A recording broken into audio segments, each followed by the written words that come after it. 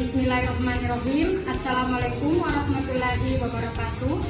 Perkenalkan, nama saya Winnie dengan NIM E2021016 dari program S1 Keperawatan Fakultas Ilmu Kesehatan Universitas Mandala Waluya Kendari. Pada kesempatan ini, saya akan memberikan penyuluhan mengenai advokasi pada keluarga dan anak terhadap kekerasan fisik, mental, dan seksual. Assalamualaikum Ibu-Ibu.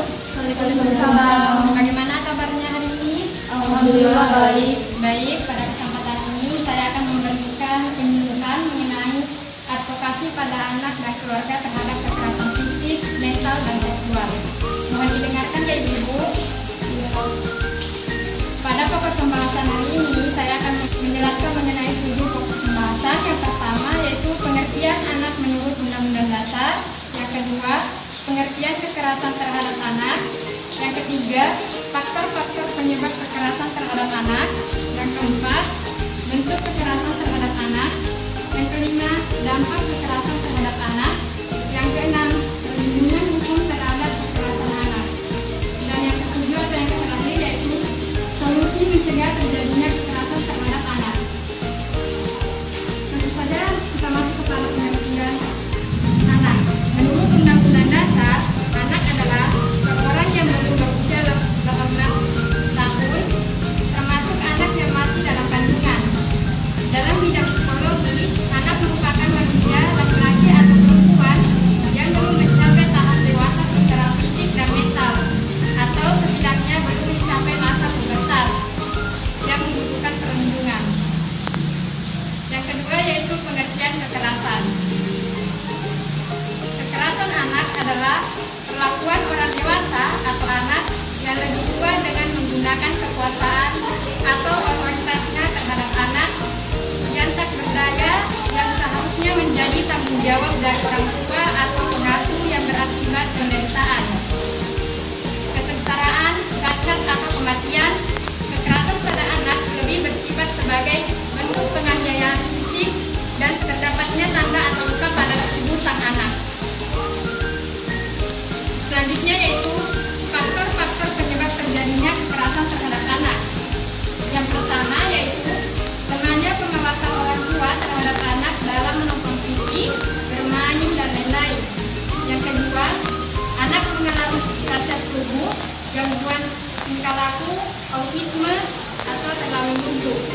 Yang ketiga yaitu kemiskinan keluarga atau banyak anak. Yang keempat, keluarga besar atau broken home.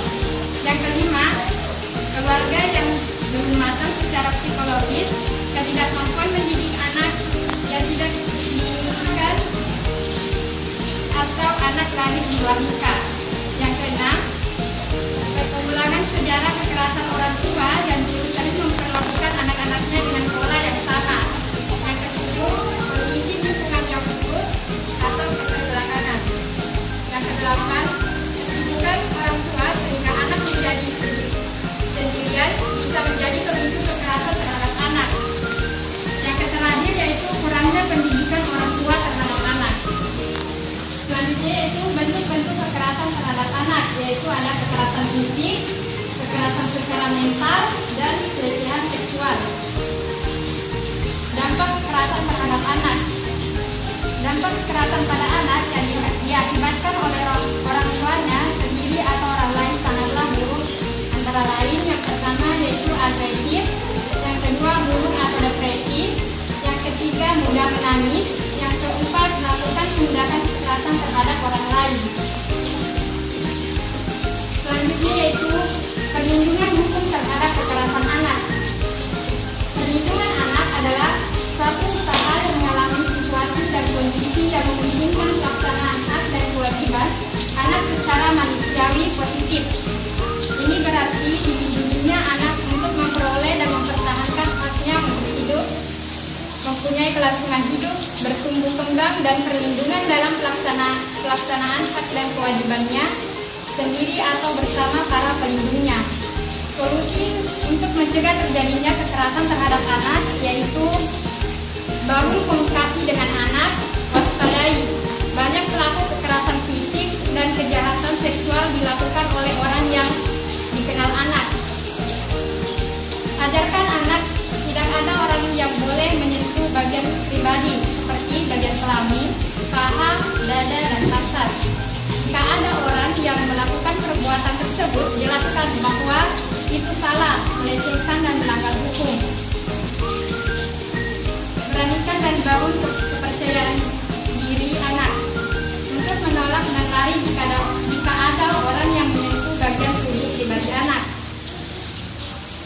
Selanjutnya yaitu tanamkan sejak dini pendidikan agama pada anak. Agama mengajarkan moral pada anak agar berbuat baik. Hal ini dimaksudkan agar anak tersebut tidak menjadi pelaku kekerasan tersendiri.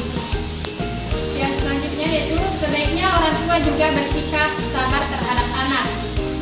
Ingatkan bahwa seorang anak tetaplah seorang anak yang masih perlu banyak belajar tentang kehidupan, dan karena kurangnya kesabaran orang tua, banyak kasus orang tua yang menjadi pelaku kekerasan terhadap anaknya sendiri.